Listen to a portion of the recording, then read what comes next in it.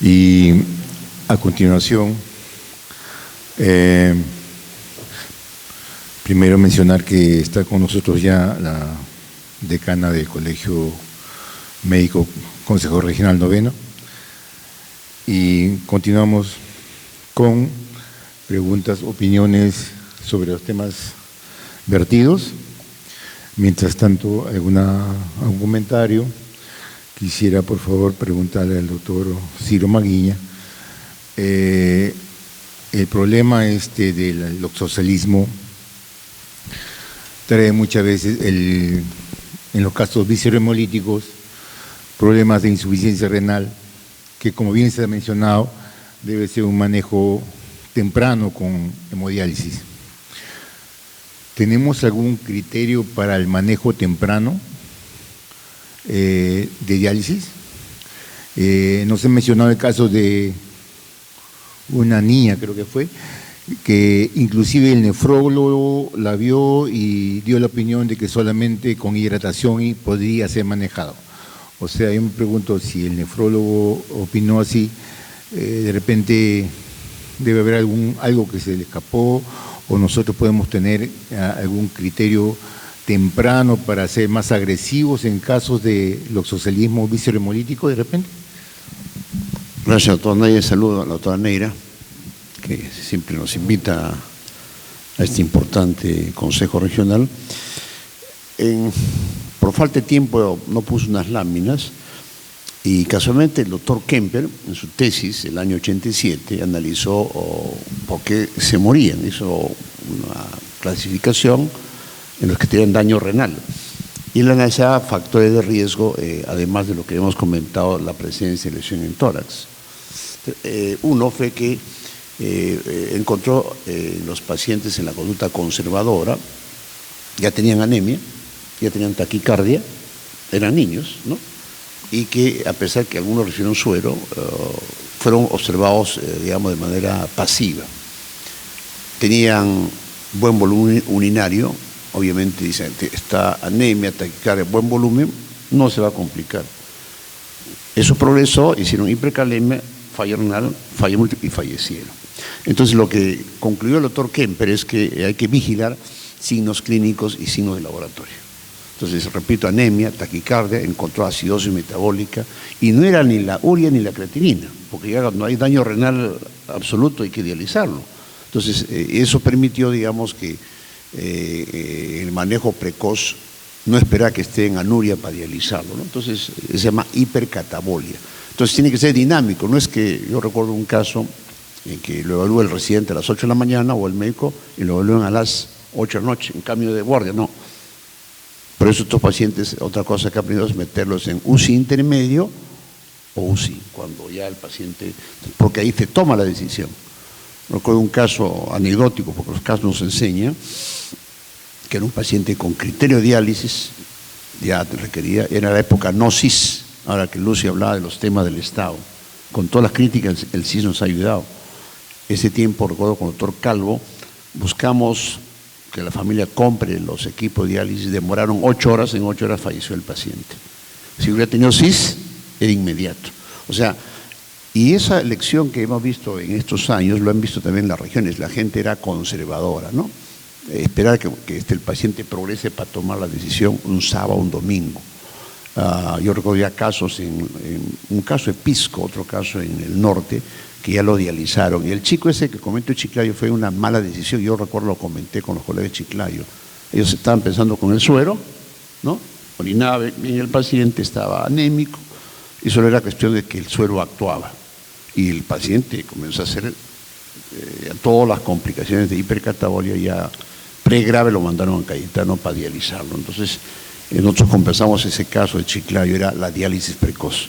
Desde que se hace eso, porque es dinámico, no hay un parámetro exacto. Y les comento para terminar, con un nefrólogo que está en Estados Unidos, él decía, Ciro, para que tú lo dialices tiene que tener 200 de creatinina, creatinina 3, 200, le digo, eso es dinámico, porque el paciente puede tener eso y estar pues estable, o sea, es la evolución dinámica del paciente. Eso yo diría, o sea, hay factores de laboratorio, clínicos, para tomar decisiones, pero es el tema que tiene que ser monitorizado. Y recuerdo mi experiencia en los últimos años, es esa chica que se murió, no se ha muerto nunca más en Cayetano, por esta conducta que lo hacemos, lamentablemente hay que decirlo, las emergencias están colapsadas, están tan ocupados nuestros residentes, asistentes, que lo dejan como un paciente más.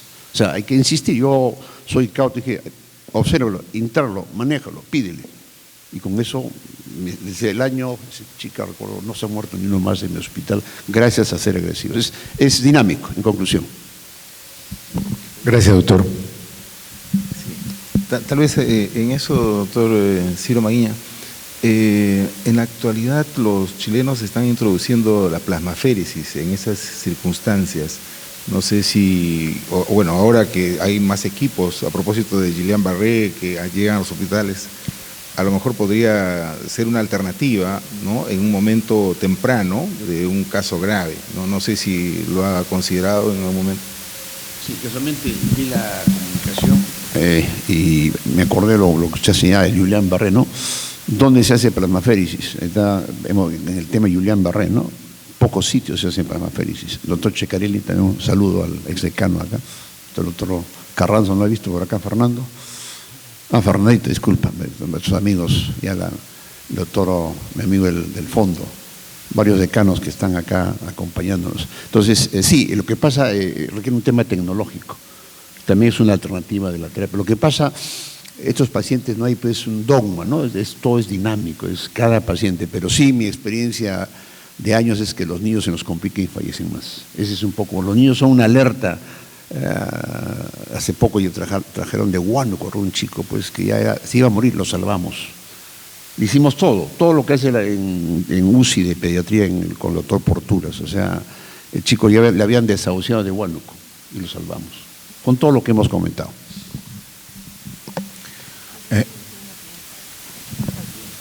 Bueno, sobre el tema yo quería también preguntar al doctor Ciro sobre los mensajes a la población, porque si bien es cierto nosotros nos tenemos que preparar con diálisis, plasmaféresis, ¿no?, en fin, para responder desde el establecimiento, yo creo que con la misma fuerza debemos decir a la población, ¿no?, si es un agricultor y deja su ropa colgada y después llega del campo y se vuelve a poner su camisa, que la sacuda, ¿no?, que la revise, ¿no?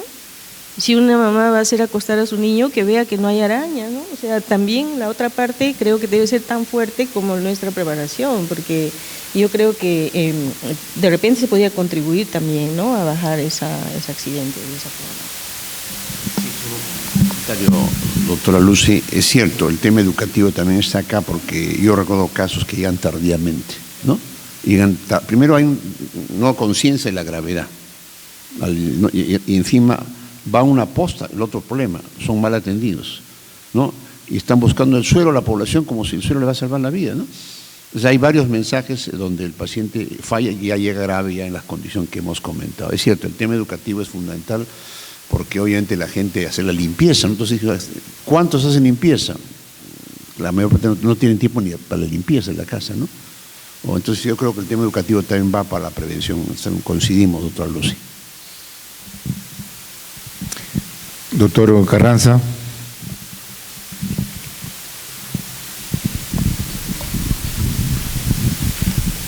Disculpe que no me pare, pero estoy cargado en libros.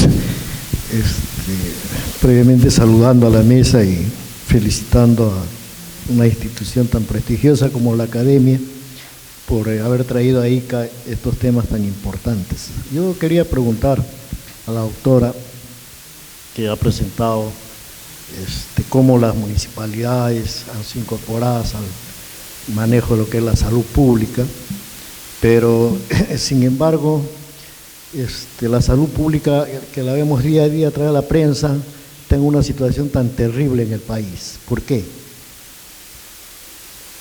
Entonces, o nos está pasando lo que nos pasó en la época de Velasco cuando dijo que se entreguen las tierras a los agricultores. ¿Y en qué terminó las tierras, las grandes tierras de los agricultores?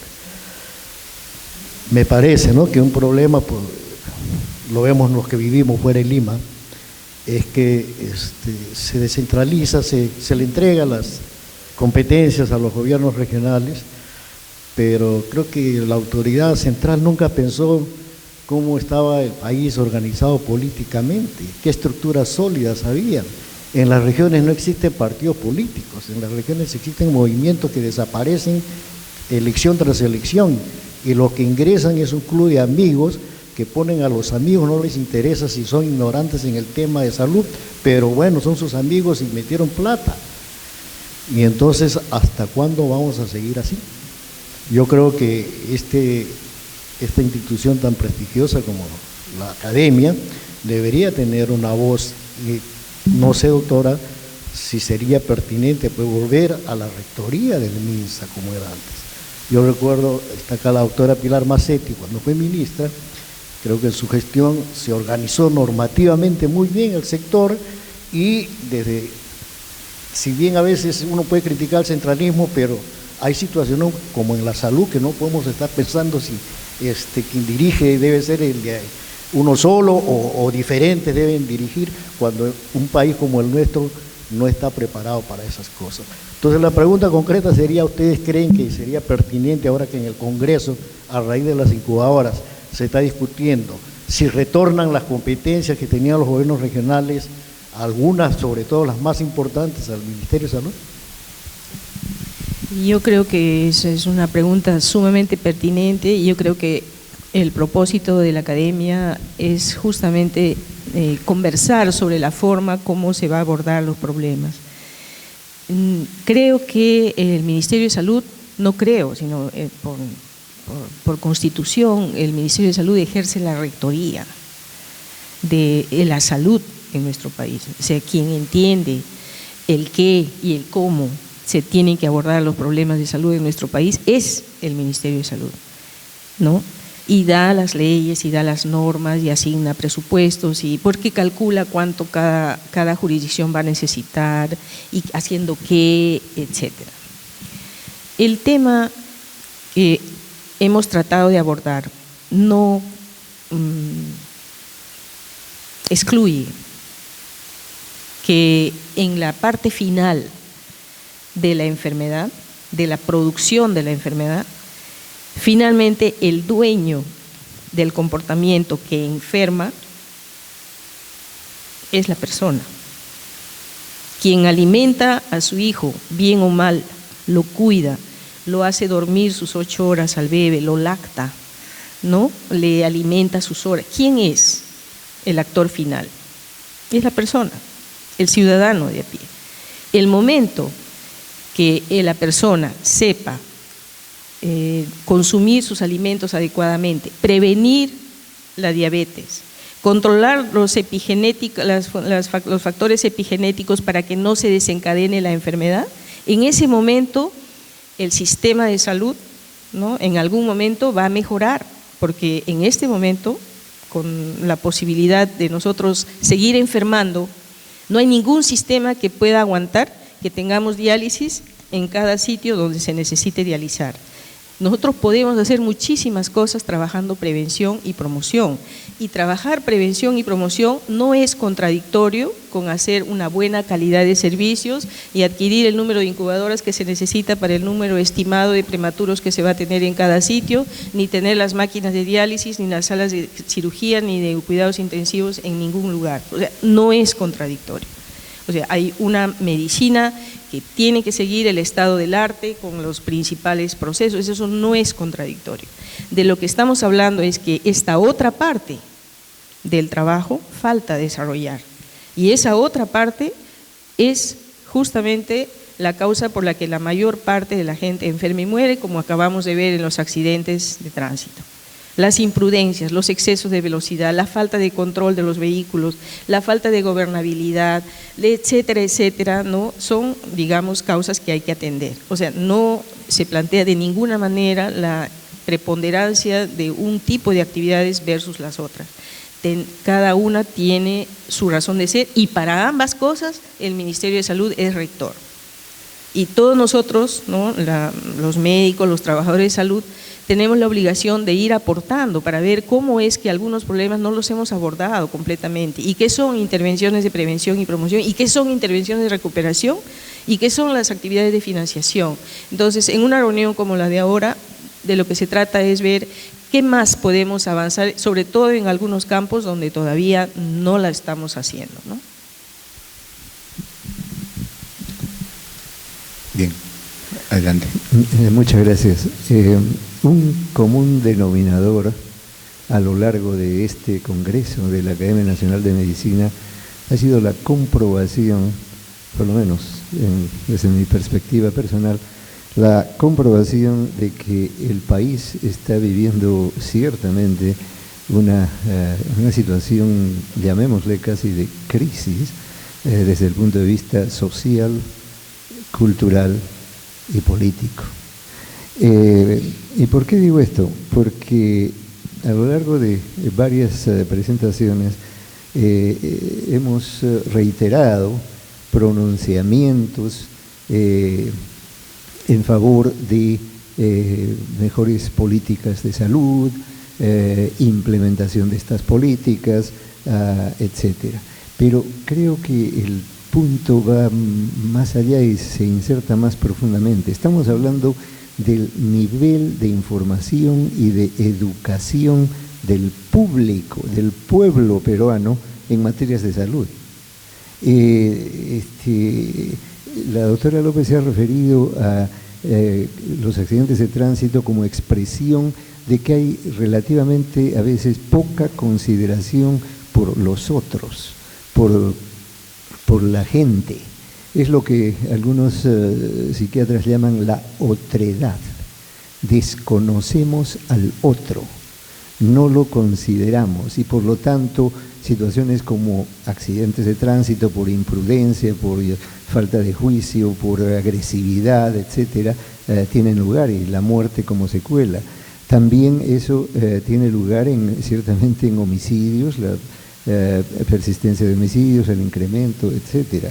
Entonces, si hablamos del liderazgo del Ministerio de Salud, me temo que también hay que insistir mucho en la llamada actividad o trabajo intersectorial, y entonces el Ministerio de Educación, por ejemplo, o el Ministerio de Cultura u otras dependencias, tienen que estar mano a mano con el Ministerio de Salud para educar al público en considerar la dignidad y el valor de los otros, es decir, de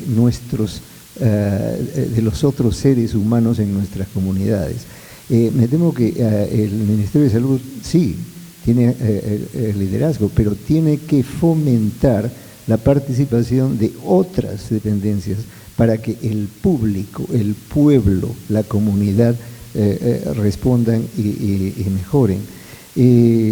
Esto que se llama anomia es justamente la base para que pongamos fin a esa anomia, que las otras personas, la que camina por la calle, la que viven en pueblos andinos, en las llamadas antiguamente barriadas, ahora pueblos jóvenes, etcétera, son también y tienen valor humano.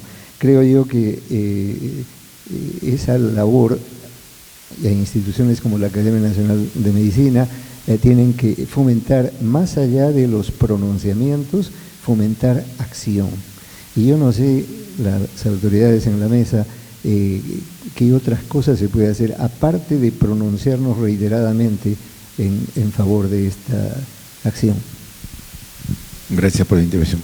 Doctor Yaxa.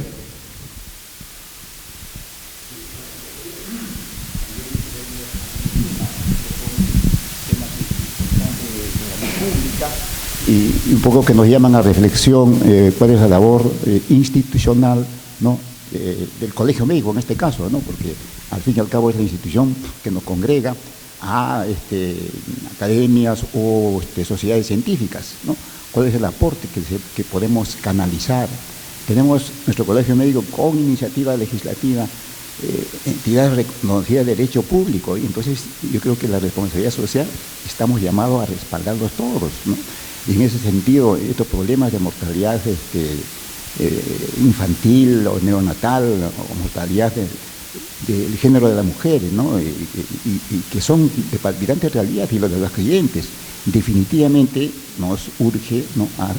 aportar y hacer que las instituciones que deben funcionar, el Colegio Médico son miembros del Consejo Nacional de Salud y de los consejos regionales. Realmente utilizamos esas vías para lanzar propuestas que realmente motiven a las municipalidades, que es el organismo también cercano y tiene responsabilidad en la salud pública, como ya se ha dicho específicamente. Problemas que nos van a seguir acompañando, tenemos yo creo que un reto institucional para aportar nuestras investigaciones en ese sentido, a efectos de que se movilicen más, ¿no?, en estrategias políticas, ¿no? Porque, por ejemplo, a los problemas de violencia, a los problemas de mortalidad, se agregan los problemas nutricionales. Entonces, ¿cuál es nuestro aporte social en ese sentido? Nada más, disculpe. Gracias.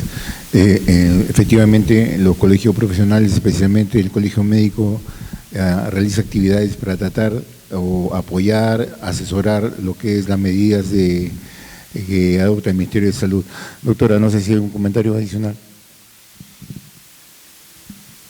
Cuando vemos el tipo de intervenciones que se necesita para este apoyo a la población en su intención de no enfermar, que es su deseo legítimo, si se quiere como acto final, yo quisiera no enfermar, saber cómo no enfermar y saber dónde voy a tener esa información y que no enfermen mis hijos y mi comunidad.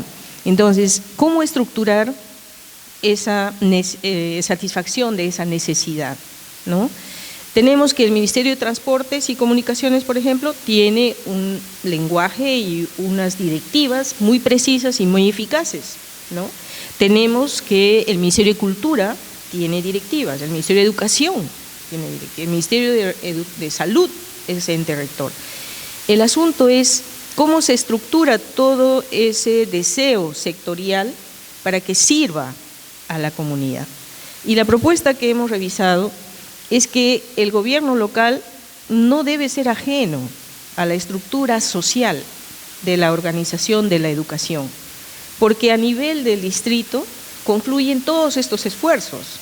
O sea, hay un representante, el director de educación o el director del colegio o el de la escuela, hay el de la junta de agua, hay el de transportes, existe. El asunto es que cada cual hace su trabajo y responde sectorialmente, pero ¿quién integra ese trabajo a nivel distrital? El gobierno local, por norma. Entonces, lo que estamos diciendo es que, si bien es cierto que la norma le da la competencia, no lo sabe hacer, y lo que nosotros podemos hacer desde el sector salud, desde el cuerpo médico, el colegio, la academia, es ver de qué forma desarrollamos las capacidades. Por ejemplo, este tema de familias fuertes, amor y límites, lo puede hacer el Ministerio de Salud para enseñar a la comunidad cómo cuidarse, pero cuando el gobierno local entra y con su propio presupuesto lo hace, tiene una tremenda convocatoria porque trae a Salud, que es el que hace el contenido, y trae a todas las policías y todas las juntas vecinales que son los que hacen el resto del trabajo.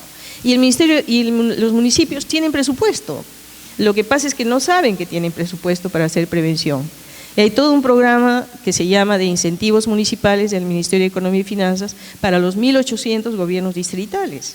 El asunto es quién en un gobierno distrital sabe cuál es su línea de presupuesto y peor todavía, cómo hace para mover esa línea de presupuesto que tiene adjudicada, que la tiene, para poder hacer el contrato del personal, para hacer las actividades. Entonces, a eso me refiero yo con que tenemos que prestarle atención a un gobierno local que es elegido con una gran voluntad de servir a su gente. Un gobierno distrital se elige y dice, yo no quiero que en mi distrito haya anemia, no quiero que haya embarazadas adolescentes, no quiero que se muera la gente por esto, pero el asunto es que pasar de esa voluntad al hecho entraña justamente una cantidad de organizaciones para la cual Salud sí creo que tiene instrumentos, ¿no? Pero no hacer el trabajo del gobierno local, sino ayudarle a que haga su trabajo, ¿no? Incentivos municipales son líneas de acción que tiene el Estado para cada municipio en el tema de accidentes, de desastres naturales, para el tema de anemia y mortalidad materna, embarazo en adolescentes. Entonces, yo creo que tenemos que seguir conversando, porque creo que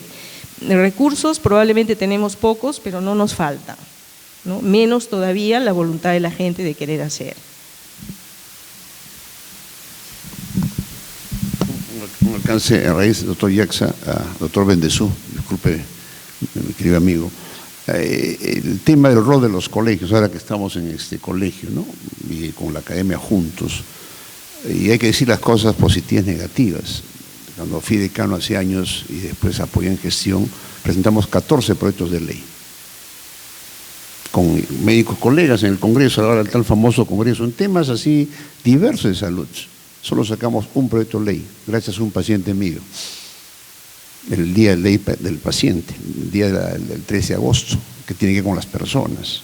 O sea, lamentablemente, a pesar de que el colegio puede presentar propuestas de ley para estos grandes temas, tenemos que el Congreso nos da la mano, porque los temas de salud pública son enormes, ¿no? La academia incluso hace pronunciamientos importantes, lo hacemos, ¿no?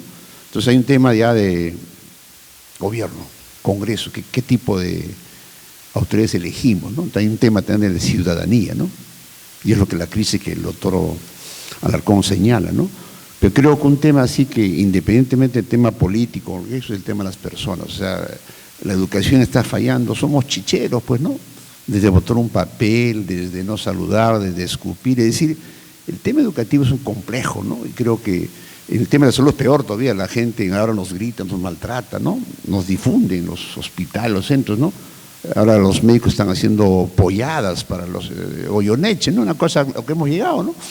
O sea, la crisis moral creo que ha llegado a nivel, pero sí creo, doctor Alarcón, todavía, como dice, la reserva moral está en el colegio médico, los médicos. Somos toda una reserva moral que creo que, así como difundimos estos temas de violencia, maltrato, suicidio, creo que sí, todavía eso es una reserva que muchos colegios tenemos que trabajar, ¿no? Creo que la academia, concluyo, puede convocar no solamente a los médicos, sino a los otros colegios, ¿no?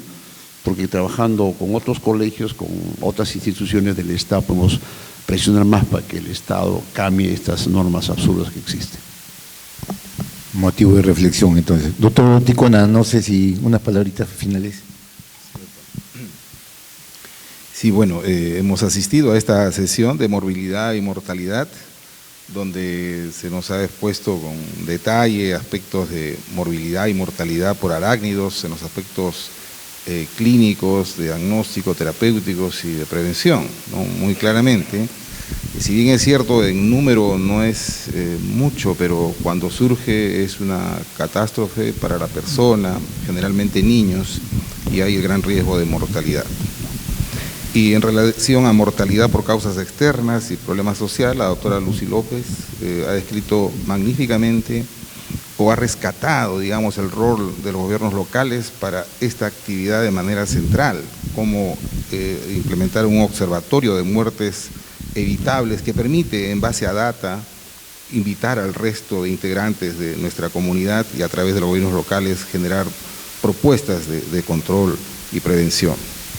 Bueno, ha sido todo muy importante y le agradecemos infinitamente a cada uno de los ponentes, y en especial al doctor Eduardo Donaire, por habernos moderado esta sesión. E igualmente invitamos a todos ustedes de acá a unos 30 minutos luego del café a la siguiente sesión, que es problemática de la anemia en el Perú. Muy agradecido a todos y nos vemos en 30 minutos. Los invitamos a todos a pasar acá al frontis del auditorium. Vamos a tomar una foto de grupo, ¿sí? A que nos acompañen, por favor, acá en el frontis, ¿sí?